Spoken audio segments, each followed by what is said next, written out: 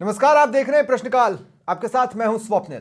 आज जिस विषय पर मैं बहस करने वाला हूं उसे बताने से पहले कुछ तस्वीरें दिखाना चाहूंगा। मेरे साथ साथ ही वो तस्वीरें चलेंगी और उन तस्वीरों को देखना इस विषय के लिए बहुत ज्यादा जरूरी है। तस्वीरें देख रहे हैं आप? तस्वीरें देखिए। कांग्रेसी दिग्गजों की ये प्यारी सी तस्वीर, हाथों में देश की गीता, कुरान, बाइबल माने जाने वाली संविधान की किताब। वैसे इसे किताब कहना गलत सा लगता है क्योंकि यह देश का सबसे बड़ा और सबसे महान और सबसे महत्वपूर्ण ग्रंथ है जो बताता है कि भारत में संविधान राज है। बहरहाल, अब बताइए, संविधान राज वाले देश में दबंग या गुंडा राज की जगह कहां है? अभिमन्यु पूनिया, धीरज गुर्जर जैसे चेहरे इसी पार्टी के हैं जो हर कहीं संविधान राज की बात करती है, संविधान लहराती है, बताती है संविधान खतरे में है। प्रश्न यह है कि किससे? फिर एक बयान जो धमकी था सामने आया, उस पर संविधान राज का जवाब भी सुनिए। क्या कहा गया अभिमन्यु पूनिया द्वारा और क्या कह रहा है कानून राज। और अगर ज्यादा परेशान करें तो नौजवान साथी मजबूत है और बाड़मेर जैसलमेर मारवाड़ का नौजवान वैसे भी मजबूत है। अधिकारी को ठोक लिया अगर वो बता दें, अधिकारी को ठोक लिया अगर वो बता दें, उसके बाद उमेदराम जी और हम सब निपट लेंगे। जो क्लिप आया था जिसमें कुछ आपत्तिजनक सी बातें थी, युवा वर्ग को भड़काने जैसी बातें प्रथम दृष्टया प्रतीत होती हैं, उसको विधिक तरीके से उसका परीक्षण कराया जा रहा है। यदि अपराध बनेगा तो कानूनी कार्रवाई की जाएगी। वैसे अधिकारियों के लिए दिया गया एक बयान शांति धारीवाल का विधानसभा में रहा जिसमें अपशब्दों का भी इस्तेमाल था। एक एक कर कांग्रेस के चेहरों का ऐसा आचरण पूछने पर मजबूर करता है कि क्या यह उनकी नई ट्रेनिंग का हिस्सा है? क्या ऐसी धमकियां अहिंसा के पुजारी महात्मा गांधी को उनकी श्रद्धांजलि है? आज इसी पर चर्चा करेंगे। मेरे साथ जो गेस्ट जुड़ रहे हैं आपको इंट्रोड्यूस करवा देता हूं। मेरे साथ महिपाल महला बीजेपी प्रवक्ता है, कुछ ही देर में कांग्रेस प्रवक्ता जितेंद्र नरूका भी मेरे साथ जुड़ेंगे। योगेंद्र जोशी जी रिटायर्ड आरपीएस हैं और प्रहलाद मीणा जो कि नरेश मीणा के समर्थक हैं। आप सभी का स्वागत है समाचार प्लस पर। कुछ ही देर में मुखराज मीणा भी जुड़ेंगे जो कि नरेश मीणा केस में नरेश मीणा के वकील हैं। योगेंद्र जी, आपसे शुरुआत कर रहा हूं मैं। क्या इस तरह के बयान आपको आश्चर्य में डालते हैं तो क्यों, नहीं तो क्यों? देखिए स्वप्निल जी, मैंने एक लंबे समय तक पुलिस में नौकरी की है और ये चीज़ें शुरू से चली आ रही हैं, लेकिन क्या था कि इतनी ज़्यादा संख्या नहीं थी बोलने वालों की। उस समय में कुछ एक हुआ करते थे एमएलए या कोई भी जनप्रतिनिधि जो इस तरह की बात भीड़ भाड़ में कह दिया करते थे। डरते थे प्रशासनिक अधिकारियों से, उनके संबंध नहीं खराब हो जाए इसका वो ध्यान रखते थे, क्योंकि प्रशासनिक अधिकारियों के द्वारा ही कार्य कराते हैं ये। और चूंकि राजनीतिक लोग हैं, देखिए इनके पास डायरेक्ट कोई ऐसा अधिकार नहीं कि ये पब्लिक को रिलीफ दे सके, लेकिन क्या करते हैं ये अपनी वाई और अपनी प्रेजेंस दिखाने के लिए ये इस तरह की बात करते हैं। अब आप देखिए, ये अभिमन्यु पूनिया जो भाषण दे रहे हैं इसके पीछे एक पुलिस वाला खड़ा है। अब आप बताइए, पुलिस वाला साथ में खड़ा है और ये इस तरह की बात कर रहे हैं जो उचित नहीं है। बिल्कुल नहीं। और दूसरा ये है कि ये जितने भी एमएलए पुलिस वाला उसी वक्त वहां पर एक्शन ले सकता था? नहीं, वो तो एक्शन नहीं ले सकता, क्योंकि ये चीज जो कही है, जैसे आईजी बोल रहे हैं, तो आईजी जो बोल रहे हैं ये इसमें कुछ नहीं कर पाएंगे। इसमें ऐसा कुछ बनता ही नहीं है कि ये कुछ कर पाए। तो ज्यादा ये कि धमकी देने के तो 189 जो पहले होती थी सीआरपीसी, हिंसा के लिए उकसाना। हाँ, हिंसा के लिए उकसाना, हम ये मैं कह रहा हूँ ना, 189 जो होती थी पहले आईपीसी, उसके अनुसार ये कार्रवाई कर सकते हैं, उससे अधिक कोई कार्रवाई नहीं कर सकते। लेकिन होना क्या चाहिए कि ये जो अधिकारीगण हैं जिनके पास ही जाते हैं, ऐसा तो नहीं है कि ये अधिकारियों से काम नहीं कराते हैं। ये रोज प्रतिदिन किसी न किसी ऑफिस में जाते हैं, किसी न किसी अधिकारी से टेलीफोन पे बात करते हैं। लेकिन अधिकारियों को चाहिए कि इस प्रकार के नेता जो धमकाते हैं सार्वजनिक रूप में और अधिकारियों का नाम ले लेके धमकाते हैं कि उनको ठोक लीजिए, पीन लीजिए, फिर होगा जो देख लेंगे, तो अधिकारियों को भी चाहिए कि इस प्रकार के जो नेता उनके पास काम करने के लिए टेलीफोन करते हैं या वो ऐसा करते हैं। नहीं, मैंने देखा है कि अगर पुलिसकर्मी ईमानदारी से काम कर रहा है तो वो कई बार ऐसे लोगों से भिड़ जाता है। उनके पीछे खड़ा जो पुलिस वाला था उसे कोई ना कोई आपत्ति लेने का तो अधिकार था, वो कम से कम वहां पर आपत्ति तो ले सकता था। वो एक कांस्टेबल है और वो इनकी सुरक्षा में लगा हुआ है। उसकी इतनी हैसियत नहीं। देखिए कर्मचारी क्या है, ये पेट से बंधा हुआ रहता है। कर्मचारी को ऊपर एक्शन लिया जा सकता है तो वो रिस्क नहीं लेता कर्मचारी। अब आप देखिए, जैसे संजय जाटव है एमएलए, ये कहां बसेड़ी के हैं, इन्होंने क्या किया था, वहां एसएचओ था, उससे ये कहा था कि तुम बताओ कितनी दारू की बोतलें इकट्ठी करके लाए हो और किसको गिरफ्तार करके लाए हो। तो उसने इनको जवाब दिया कि आपको अधिकार नहीं है मेरे से पूछने का। सही है। तो देखिए वो चूंकि वो पद पे एसएचओ है और उसने इसी प्रकार से वनपाल से बात करी उस संजय जाटव ने कि भाई आपने ट्रक कैसे छोड़ दिया, आप 10-10 हजार रुपए रिश्वत लेते हैं। इस प्रकार से कई हैं, विधायक विदुड़ी हैं, इनका भी कांग्रेस, इन्होंने एसएचओ से जो 7 मिनट 37 सेकंड तक बात की। इसी प्रकार रामकेश मीणा ने करी, ये अशोक चांदना है, ये गिरिराज मलिंगा है, भवानी सिंह राजावत है, कैलाश चौधरी हैं, ये एक लंबी फहरिस्त है। तो ये लोग कम से कम 1 दर्जन के करीब हैं ऐसे जो गाय बगाए ये इस तरह की और हरकतें एक भी केस क्लोज नहीं हुआ है अब तक, नहीं। अपने अंजाम तक नहीं पहुंचा। ये ज्यादा चिंता की बात है। बिल्कुल, बिल्कुल। मैं अन्य गेस्ट को भी अब शामिल करना चाहता हूं। जितेंद्र नरूका जी मेरे साथ जुड़ चुके हैं, कांग्रेस प्रवक्ता है, और मुखराज मीणा जी, जैसा कि आपसे कहा था, नरेश मीणा के केस में उनके वकील हैं। जितेंद्र नरूका जी, मैं आपसे ये पूछना चाहता हूं, अभिमन्यु पूनिया ने जो कुछ भी कहा, क्या उसे कांग्रेस की महात्मा गांधी को दी गई श्रद्धांजलि कहेंगे या तिलांजलि कहेंगे?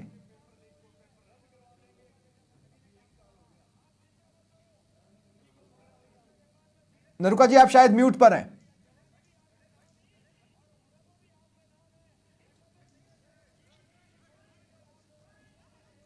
मेरी आवाज मिल रही है? हाँ जी, अब आप बताइए जो मैंने पूछा। जी, कांग्रेस पार्टी गांधी जी के सिद्धांतों पे चलने वाली पार्टी है। हाँ। और यदि इस तरीके से भी मुझे ज्यादा जानकारी नहीं है कि अभिमन्यु जी ने किस संदर्भ में, किस टाइप से क्या कहा। किसी भी संदर्भ में कहा हो, जब वो कह रहे हैं कि तुम अधिकारियों को ठोक दो, बाकी में हम निपट लेंगे, उसमें संदर्भ क्या चाहिए? नहीं, मैं बिल्कुल मैं निंदा करता हूं, मैं बिल्कुल निंदा करता हूं। ये जो हिंसा वाले जो रास्ते हैं, हाँ। इनमें कतई ना तो कांग्रेस। जितेंद्र भाई, कितनी निंदा करेंगे आप? गांधीवादी सिद्धांतों पे चलने वाली धीरज पार्टी गुर्जर, है। संजय जाटव कितनों की निंदा करेंगे? शांति धारीवाल, उन्होंने तो विधानसभा में कहा था। सर, अब उन्होंने, उनका क्या संदर्भ रहा है, किस संदर्भ में ये सब कहा है, तो ये उनका एक व्यक्तिगत टिप्पणी है। ये कोई कांग्रेस पार्टी की तरफ से कोई अरे भाई, कैसी बात कर रहे हैं आप? अभिमन्यु पूनिया जहां पर खड़े हैं वहां पर पीछे कांग्रेस के बैनर्स हैं, ये मंच ही कांग्रेस का है। सर, मैं फिर से आपको कहना चाहूंगा कि कांग्रेस पार्टी ने ये कोई मैसेज बना के दिया हुआ नहीं है।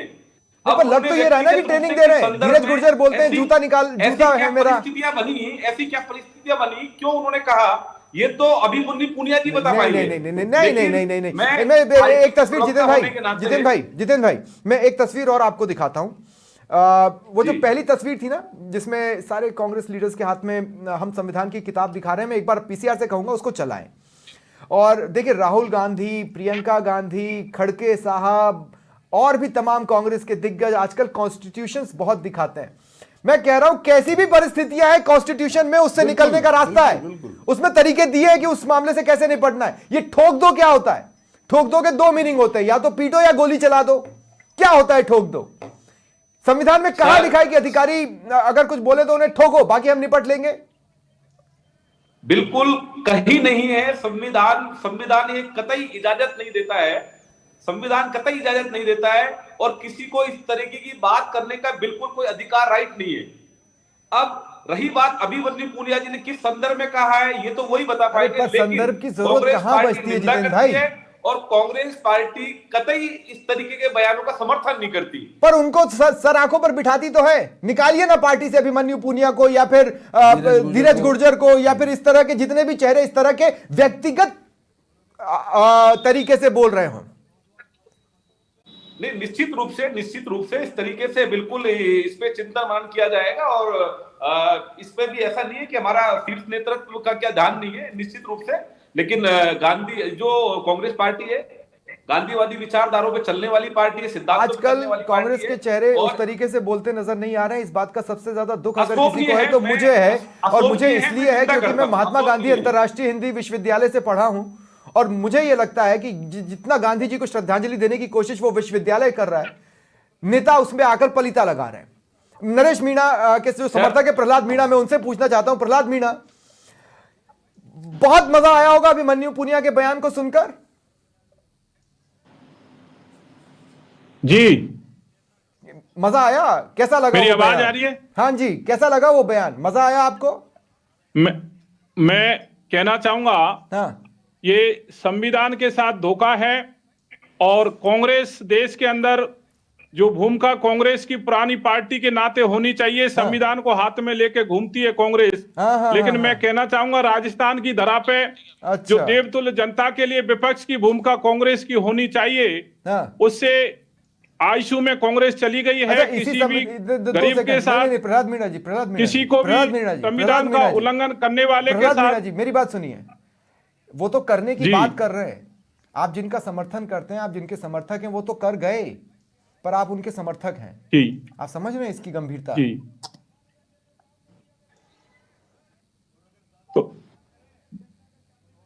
तो मैं बताना चाहूंगा आपके हाँ। चैनल के माध्यम से हाँ कि कांग्रेस को विपक्ष की भूमिका निभानी चाहिए। अरे भाई, और नरेश भारतीय मीणा ने जो जनता हाथ पार्टी- छोड़ा एसडीएम के ऊपर, क्या वो संविधान में लिखा है? हाथ छोड़ा है, उसको उस पर कांग्रेस को सहयोग करना चाहिए, कांग्रेस को आगे वाह, आना चाहिए। अच्छा, बीजेपी अभी की आप वजह कह रहे से हैं कि वो भारतीय हिंसा की जनता बातें कर रहे हैं, गलत है, और अब आप कह रहे हैं कि कांग्रेस को हिंसा का समर्थन करना चाहिए। कांग्रेस क्यों करे नरेश मीणा का समर्थन? नहीं, हिंसा का नहीं किया, लेकिन हिंसा जिस वजह से हुई है हाँ। उस पे कांग्रेस को जाना चाहिए। अरे भैया, और वजह नरेश कोई मीणा भी जी हो, ने आप अगर अपने संविधान वजह को से नहीं समझते किया। हैं, वजह वो चाहे जो भी हो, बस्ती की अगर वजह आप से संविधान किया को है, समझते हैं तो जनमानस संविधान के आपको रास्ते सहयोग देता की है। वजह से ये आंदोलन किया और उसमें कांग्रेस को अरे भाई, साथ मैं कह रहा हूं देना चाहिए। समर्थन, और संविधान आपको रास्ते देता है, उन रास्तों को पकड़ने की जगह नरेश मीणा ने हाथ छोड़ना उचित समझा। ये कहां तक उचित है?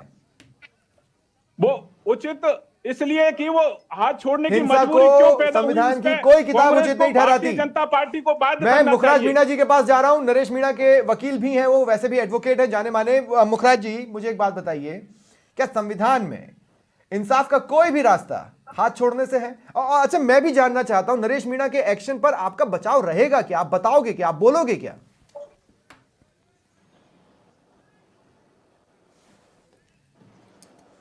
मुखराज जी बोले। मुझे म्यूट कर रखा है शायद आपने। नहीं नहीं नहीं, आपको सुन रहा हूं मैं, बिल्कुल म्यूट नहीं किया है आपको। मैं ऐसे कह रहा हूं सर कि देखिए, संविधान में हमें इस तरह की हिंसा की कोई परमिशन नहीं है। हाँ। नरेश जी ने किस परिस्थिति में वो किया, वो बताने की बात कोर्ट को है। लेकिन जिस तरह से वो वीडियो में दिख रहे हैं वो उचित नहीं है, उसको हम भी मानते हैं। लेकिन उसके साथ साथ वो परिस्थितियां पैदा क्यों हुई, इसके लिए प्रशासन भी नहीं तो जिम्मेदार है। मुखराज जी, क्या हम कानून समर्थन नहीं करते। एज ए एडवोकेट मैं इस चीज का समर्थन नहीं करता हूं। मैं पहले भी बता चुका हूं, आज भी बता रहा हूं। दो सेकंड, मैं ये कह रहा हूं कि अगर किसी ने मुझ पर हमला किया और प्रत्युत्तर में मैं कुछ करता हूं तो कानून उसको तो बैक कर सकता है, पर कोई व्यक्ति पहले ही चला जाए, कानून उसको कैसे बैक मैं करेगा? इसमें ये एक चीज जोड़ना चाहूंगा सर कि वो एसडीएम थे और वो प्रत्याशी थे, ठीक है। तो इस तरह की वहां कोई परिस्थिति नहीं थी कि हाथ उठाना के से पहले की क्या परिस्थिति है ये नरेश बताएगा। लेकिन मैं ये कहना चाह रहा हूं कि जैसे वो गांव में हमला हुआ, उसके बाद अगर किसी ग्रामीण या भीड़ तंत्र से कोई अपनी आत्मरक्षा में किसी पुलिस वाले के चोट आई तो ये कानून इजाजत देता है क्या? आत्मरक्षा में आप अपना बचाव कर सकते हो। आत्मरक्षा कैसे होती है मुखराज भाई? आत्मरक्षा कैसे होती है? गोलियां चला रहे थे, वहां पे गोलियां चल रही थी, आपके पास वीडियो नहीं है क्या? पुलिस ने किस तरह से वहां पे क्या किया है? मैं नरेश की बात को जायज नहीं ठहरा रहा। मैं कब कह रहा हूं कि नरेश ने जायज किया है? कानून गोलियां चल रही है, इजाजत नहीं देता। मैं स्वीकार कर रहा हूं इसको। नरेश मीणा के हाथ में कोई हथियार नहीं था, अगर गोलियां चल रही तो उनको तो वहां से भागना चाहिए था। वो गोली का सामना हाथ से करने निकल पड़े। सर, नरेश मीणा के हाथ में कोई हथियार नहीं है और उन्होंने अपनी भागकर ही जान बचाई है। आपको क्या लगता है कि वो वहां पे सामना करके अपनी जान बचा ली? उन्होंने थप्पड़ मार के वो जान बचाने के लिए भाग गए। चलिए छोड़िए, सवाल वो नहीं है, सवाल वो है ही नहीं। मैं कह रहा हूं कि इस तरह के बयान और इस तरह की हरकतों का बचाव क्या होता है? मेरे हिसाब से कुछ नहीं। देखिए, इस तरह के बचाव में एज ए एडवोकेट इन चीजों को डिफाइन नहीं कर पाऊंगा यहाँ पे। लेकिन इस तरह के जो केसेस होते हैं जिसमें ऑन इलेक्ट्रॉनिक मीडिया वगैरह के, सोशल मीडिया के और लाइव जो साक्ष्य होते हैं, तो एडवोकेट को प्रॉब्लम होती है कोर्ट में उन चीजों से, उनको डिफेंस करने में बहुत प्रॉब्लम होती है। ठीक है, महिपाल महला जी आजकल जो कांग्रेस है ना, वो बहुत ज्यादा बीजेपी की राह पर चल रही है। पता नहीं क्यों मुझे ऐसे बयान सुनने के बाद भवानी सिंह राजावत याद आते हैं, ज्ञानदेव आहूजा याद आते हैं। अब एक तो इतने बड़े ओहदे पर पहुंच चुके हैं कि मैं उनका नाम नहीं ले सकता, क्योंकि मीडिया के लॉज ही इस तरह के बने हुए हैं। ऐसे लोग याद आते हैं। क्यों याद आते हैं? जी स्वप्निल जी, हाँ, बहुत मैं उसी पे आ रहा हूँ। पिछले काफी लंबे समय से कांग्रेस पार्टी ना रहे कि जिस तरीके से गुंडा पार्टी बन के राजस्थान में काम कर रही है, इनके नेताओं के, इनके विधायकों के जिस तरीके के जो बयान आ रहे हैं, ये उन्होंने कहाँ से अपनी सीखा? खींच मटाने के लिए वो कहाँ से सीखा? वो नकारा ही है। वो उन्होंने कहाँ से सीखा? मैं उसी पे आ रहा हूँ, एक मिनट मेरी बात सुनिएगा ना सुनील जी। हाँ, जनता ने इनको जिस तरीके से नकारा, ये अपनी खींच मिटाने के लिए एक तरफ ये महात्मा गांधी के आदर्शों पर चलने वाली पार्टी जो संविधान की प्रीति हाथ में लेके शपथ लेती है, दूसरी तरफ भाई अभिमन्यु पूनिया इस तरह एमएलए के है। बयानों से महात्मा गांधी जी को जो तिलांजलि देने अभिमन्यु वाली पूनिया कांग्रेस एमएलए है, पार्टी उन्हें अगले मुझे 4 साल लगता वोटों की है, जरूरत नहीं है। स्वप्निल जी, हाँ। मैं मेरी बात तो पूरी करूं, बड़ी विनम्रता से पूरी कर रहा हूं। मुझे ये लगता है, भारतीय जनता पार्टी को ये लगता है कि कांग्रेस पार्टी राजस्थान में जनहित के मुद्दों को ना उठाने में सक्षम है और इस तरीके की ओछी बयानबाजी करके अपने आप को मीडिया में रखना चाहती है। किस तरह की? कांग्रेस के विधायकों पे जिस तरीके से पूर्व विधायक धीरज गुर्जर ने जो बयान दिए, आज आपका संग्रिया विधायक का जो बयान आया है। मेरे भाई क्या महिपाल भाई, कांग्रेस पार्टी महिपाल के भाई, प्रवक्ता मेरे भाई इस सुनिए, बात मेरे भाई को मेरे भाई स्वीकार करेंगे कि महिपाल भाई 2 ऐसा मिनट सुनिए, 2 मिनट सुनिए। अनुशासनात्मक कार्रवाई हो। मैं ये कह रहा हूं कि अभिमन्यु पूनिया एमएलए है, उन्हें अगले 4 साल वोटों की जरूरत नहीं है, 4 साल के बाद है। Point number 1। पॉइंट नंबर 2 ये कि वो कहां से सीख रहे हैं। वो यूथ हैं, उन्होंने कहां से देखा? जब उन्होंने देखा कि कई सियासी दलों के दिग्गज तो पहले से इस तरह की बात बोलते हैं। आपने भवानी सिंह राजावत पर अपना आपको किसने राइट दे दिया? भवानी सिंह राजावत जी का बार बार नाम ले रहे हैं, उन्होंने गलत किया तो हमने निंदा की है ना। जिसने भी गलत किया है, बदसलूकी की है, कर्मचारियों को, अधिकारियों को धमकाया है, हमने उनकी निंदा की है ना। निंदा तो कांग्रेस भी कर रही है ना। किसने राइट दे दिया कि वो कांग्रेस पार्टी के? अरे भाई, मैं कह रहा हूं कि कानून से अभी तक ऐसे किसी व्यक्ति को कभी कोई सजा मिली है या नहीं मिली है मुझे जानकारी नहीं है, लेकिन किसी पार्टी ने भी ऐसे चेहरों को कोई सजा नहीं दी है। कहां निकाले गए ये लोग पार्टी से? सजा जनता देती है स्वप्निल जी, लोकतंत्र में सजा जनता देती है और जनता ने कांग्रेस पार्टी के, तो फिर करने दीजिए पार्टियों में अनुशासन लोगों को। कांग्रेस पार्टी तो फिर करने दीजिए ना पार्टियों में अनुशासन। अनुशासन समिति क्यों बनाते? सजा जनता देगी। सजा दे रही है। मैं कह रहा हूं फिर अनुशासन समितियां क्यों बनती हैं? फिर भी पता नहीं क्यों समझ नहीं आ रहा है नरुका साहब वाली पार्टी को। नहीं, मैं कह रहा हूं अनुशासन समितियां क्यों है राजनीतिक दलों में? हटा देते ना अनुशासन समिति, सजा तो जनता देगी। कांग्रेस पार्टी से पूछना चाहिए। उनसे तो मैं पूछूंगा ही। पार्टी अभिमन्यु पूनिया जी पे, धीरज गुर्जर जी पे कब कार्रवाई करने वाली है? क्या अनुशासनात्मक कार्रवाई करने वाली है? भारतीय जनता पार्टी तो इसकी कड़े शब्दों में निंदा कर रही है। लोकतंत्र में इसकी कहीं जगह नहीं है और यदि अनुशासनात्मक कार्रवाई, ठीक है, नरुका साहब मुझे बताएंगे, उसके बाद मैं योगेंद्र जी के पास जाऊंगा। नरुका साहब, मैं आपसे पूछना चाहता हूं कार्रवाई कब होगी? सीधा सा सवाल है। देखिए, कानून व्यवस्था खुद कह रही है कि प्रथम दृष्टिया बयान गलत है और बाकी की जांच कंप्लीट हो जाएगी। अब होगा ये कि जैसे ही पुलिस कार्रवाई करने बढ़ेगी, कांग्रेस ढाल बन के खड़ी हो जाएगी। हमारा लीडर है, हमारे पीछे कानून को लगा दिया है, ये कानून का बेजा इस्तेमाल कर रहे हैं, ये सब चालू कर देंगे आप। आज भले ही बयान की निंदा कर रहे हैं, लेकिन यही करेंगे आप लोग। कांग्रेस पार्टी के पास नरुका साहब, महिपाल जी रुकिए, जितेंद्र नरुका जी से मेरा सवाल है। हाँ नरुका जी, बाज नहीं आ रहे हैं, फिर भी ढाक के। हाँ महिपाल जी 2 मिनट। नरुका जी समझना पड़ेगा कि नरुका जी, वो राजस्थान में विपक्ष की भूमिका। अरे महिपाल भाई 2 मिनट रुकिए। अब आप देने से पहले, आपकी बात का जवाब देने से पहले बिल्कुल मैं सुनना चाह रहा हूँ। मेला जी को बताना चाहूंगा कि मेला जी सबसे पहले बीजेपी पार्टी को अपनी गिरवान में जागना चाहिए। सैकड़ों उदाहरण है, सैकड़ों। आपने सीख लिया उनसे। क्या हो रहा है? दूध के धुले हुए नहीं है, तो आप उनसे सीख रहे हैं क्या? नई ट्रेनिंग दे रहे हैं नरुका साहब। सैकड़ों उदाहरण है, सैकड़ों।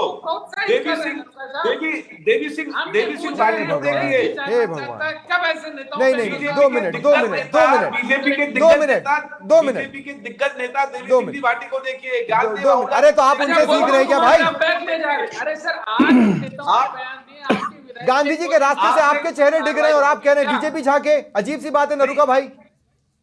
नहीं सुनिए, मैं कह रहा हूं कि आज कांग्रेस पार्टी कतई भी समर्थन नहीं करती इस तरीके के बयान नहीं करती तो फिर अनुशासनात्मक कार्रवाई आपने कोई नहीं कर रहा है अनुशासनात्मक कार्रवाई, इसमें किसी को लेवरेज नहीं दूंगा मैं, कोई लेवरेज नहीं ले सकता इस बात पर। मैं नहीं 2 मिनट में आप दोनों को रोक रहा हूँ। मुखराज मीणा के पास मैं एक बार फिर जा रहा हूँ। मुखराज जी आपके स्पेशलिटी, अरे 2 मिनट रुकिए अब आप दोनों, नरुका जी और महिला जी आप दोनों को रुकना होगा। मुखराज मीणा जी, आपकी जो स्पेशलिटी है, मैं उस बेसिस पर मैं पूछना चाह रहा हूं कि क्या इस तरह के बयानों को कवर कर मैक्सिमम कितनी सजा दी जा सकती है? कानून में यही तो लचीलापन है कि इनमें क्या है, वायलेंस फैलाने पे 2 साल 3 साल मैक्सिमम सजा 3 साल होती है। अब इनमें क्या है, जो बड़े लीडर होते हैं वो लोग राजीनामा कर लेते हैं या फिर दूसरे तरीके से सरकारें विड्रॉ कर लेती हैं, क्योंकि कांग्रेस की या बीजेपी की सरकार होती है। संदर्भ की बात कर रहे होते हैं, जब हम संदर्भ की बात कर रहे होते हैं, क्या कोर्ट भी संदर्भ देखती है कि किसी संदर्भवश ये निकल गया होगा? कि कोर्ट तो ये नहीं देखती होगी ना? नहीं, परिस्थितियां जरूर देखती है, परिस्थितियां देखती हैं। ठीक है, ये प्रहलाद जी भी कुछ जोड़ना चाह रहे हैं। प्रहलाद जी क्या बोल रहे हैं, फिर योगेंद्र जी के पास जा रहा हूं मैं। हाँ प्रहलाद जी क्या बोल रहे हैं? मैं बोलना चाहूंगा आपको कि आप और पूरा देश आज कांग्रेस पार्टी पुरानी पार्टी है, उसी की फोटोकॉपी करती है बीजेपी। अभी मैं बीजेपी वाले भाई प्रफुल्लता से जी पूछना चाहता हूं, आपके कल की बात है, दौसा के अंदर जिला अध्यक्ष को पीटा है और चोट टेका है, सरेआम पैसे लिए हैं, वही कांग्रेस करती है, वही बीजेपी करती है। मैं तो आप सबसे यही निवेदन करना चाहता हूं कि जनता को जागरूक होना चाहिए। संविधान की दोनों पार्टियां दर्जेदारी है, शासन प्रशासन में रह करके। नरेश मीणा भी कोई अलग बयान नहीं बहा रहे हैं, आप जिनके समर्थक हैं वो तो अलग ही दुनिया बसा के चले गए। नहीं, मैं कहना चाहता हूं, मैं तो उसी मुद्दे पे आ रहा हूं जो समरावता गांव में जिस तरह से भारतीय जनता पार्टी ने यूक्रेन बनाया है, मुझे एक बात बताइए, यूक्रेन बनाया है, ऐसा उसके लिए घोर निंदा पूरे देश को करना चाहिए। जब तक संविधान यहाँ पर मौजूद है भारत यूक्रेन नहीं बन सकता। जो क्या बात कर रहे हैं आप? एसडीएम और वहां का डीएम प्रहलाद मीणा जी, आप यूक्रेन में अपनी नौकरी करे, आप यूक्रेन में करना चाहिए। आप यूक्रेन में, मैं कह रहा हूँ नरेश मीणा ने तालिबान बनाने की कोशिश की, नरेश मीणा ने तालिबानी एक्शन लेने की कोशिश की, तो फिर आप मेरे ऊपर चढ़ बैठेंगे? नहीं ये यूक्रेन है, नहीं ये तालिबान है, ये भारत है। पीटने की बात ठीक है, लेकिन पीटने की स्थिति क्यों पैदा हुई? एसडीएम साहब को वहां वोट डलवाने का अधिकार था क्या? जनता के बीच जाता, समरावता गांव की जनता एक मुश्त के तौर पर डीएम को जाना था, एसडीएम को जाना था, ये थप्पड़ मारने की स्थिति क्यों पैदा हुई? भारतीय जनता पार्टी बताए और विपक्ष में बैठने वाली कांग्रेस बताए राजस्थान की जनता को, और नहीं तो आप सब दोनों ही पार्टियों को। हमारे मीणा समाज में एक गीत गाया जाता है, सुनिए आप मेरी बात को। प्रहलाद भाई रुकिए, सिर्फ आपको सुनने के लिए मनीष जी मेरी बात को सुनिए, और पीसीआर 1 मिनट में मैं समाप्त कर रहा हूँ इस चीज को। सूखा काकी हूँ बाबा की दोनों बहन। पहले एक समय ऐसा था जब ये मुकदमे दर्ज होते तो अब जो नए कानून में है कि ये 7 साल से ऊपर की सजा वाले जो मुकदमे हैं राज्य सरकार नहीं ले सकती वापस, उसमें परिवादी से पूछना जरूरी होगा। पहले ये था कि किसी भी तरह का कोई मुकदमा हो राज्य सरकार विड्रॉल कर लिया करती थी, और विड्रॉ करने के लिए कोई क्राइटेरिया नहीं है। अगर मान लीजिए उसमें न्यायाधीश चाहता कि नहीं मैं इसको विड्रॉ करने की अनुमति नहीं देता हूं, तो ये विड्रॉ नहीं कर सकते हैं, कोई जबरदस्ती नहीं है। लेकिन कोशिश ये होती है कि जितने मुकदमे होते हैं ये समय के साथ विड्रॉ करवा लेते हैं। जैसे कांग्रेस की सरकार आएगी तो कांग्रेस के समय विड्रॉ करा लेंगे, बीजेपी की सरकार आएगी तो बीजेपी के समय में विड्रॉ करा लेंगे। तो इनको क्या है, बड़ी आसानी होती है इस प्रकार से, जैसे चाटे माटे मारने वाले मामले हैं। पुलिस जांच पर बैठी रहती है? नहीं, पुलिस क्या करती है, इनके जो एमएलए और एमपी होते हैं इनके मुकदमे तो पुलिस की सीआईडी ब्रांच करती है जानकारी, और जांच जब करती है तो वो क्या करती है, अपने पास रख लेती है, 4-4, 5-5, 6-6 साल तक रख लेती है। अगर किसी में चालान भी पेश हो जाता है तो मैं आपको बताना चाहूंगा कि अभी जो जैसे कोटा से संबंधित, यहाँ से संबंधित जो नेता हैं उनके मुकदमे अभी भी लंबित हैं, 20-20, 30-30 साल हो गए, लेकिन उनके अंदर गवाह आते भी नहीं है, कईयों में राजीनामे हो जाते हैं। तो सजा का जो प्रावधान है, सजा का जो परसेंटेज है वो बिल्कुल नगण्य है, इनको सजा नहीं मिलती है इस प्रकार की। एक भी कोई केस ऐसा नहीं जो मैं समझता हूं एक केस हुआ है जिसमें अजमेर के अंदर एक एसपी थे सुनील दत्त शायद, उनके चाटा मारा था, उसमें 3 साल की ये सजा हुई है। एक अभी जो एक्स एमएलए हैं उनको, ये मेरे ध्यान में आया कि एक बार सजा जरूर हुई है। वो जेल में तो नहीं है? वो नहीं, जेल में नहीं है, जेल में नहीं, वो नेचुरल 3 साल की है तो जमानत दूसरे, वो तुरंत फायदा। मैं ये कह रहा हूं कि इन राजनीतिक दलों को, अब जैसे आप देखिए कि डोडासरा साहब गए थे कोटा, वो आईजी के लिए कितनी बात कही कि साहब घुटनों के बल चला दूंगा। क्या था साहब, एक लंबे समय तक कांग्रेस का शासन था राजस्थान में भैरव सिंह जी से पहले। तो मैंने ये देखा कि जितने कांग्रेसी नेता, चाहे वो सत्ता में हो न हो, राजकीय कर्मचारियों से बहुत अच्छा व्यवहार करते थे।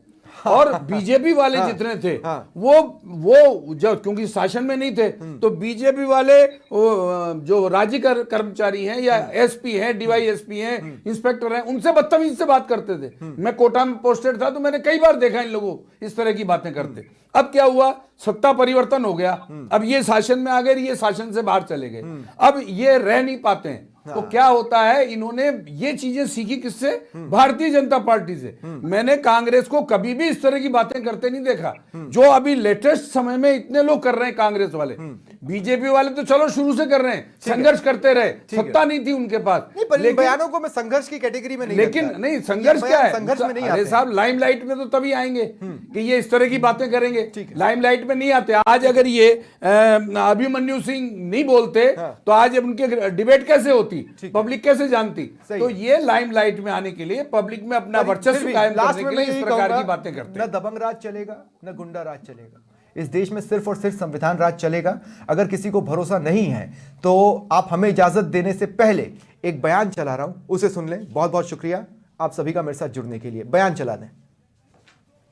देश में कानून है, कानून द्वारा स्थापित प्रक्रिया है और कानून द्वारा स्थापित, कानून द्वारा संचालित सुदृढ़ शासन तंत्र है, जिसमें आपराधिकता, आपराधिक उकसावे, अराजकता के लिए कोई स्थान नहीं है। कानून अपना काम करेगा।